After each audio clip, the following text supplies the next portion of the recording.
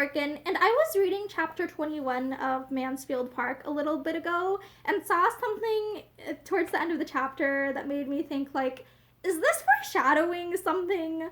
Okay, so after Mariah marries Mr. Rushworth and becomes Mrs. Rushworth, she and Julia end up going to Brighton. And so basically it says the plan of the young couple was to proceed after a few days to Brighton and take a house there for some weeks. Every public place was new to Mariah, and Brighton is almost as gay in winter as in summer. So they're going to Brighton. And this struck me as very particular, very noteworthy, because I remember in Pride and Prejudice, Lydia gets invited to Brighton. That's where she runs off with Mr. Wickham from. So I'm like, Brighton isn't necessarily, like, they're going to Brighton.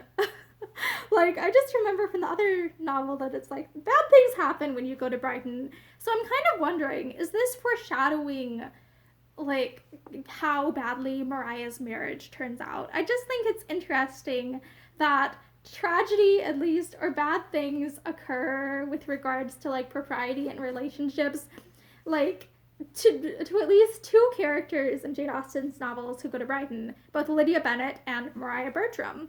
So I just thought it's really interesting that they went to Brighton, of all places, considering that location's significance in Pride and Prejudice. So yeah, and I highly recommend Mansfield Park by Jane Austen, as it's a very interesting novel, and it gives, I think, some insight into, like, the ideas of the day, what was expected, and, like, I think it's a really interesting exploration of, like, people behaving badly and how other people react to that. Like, this is such an insightful book for learning about history.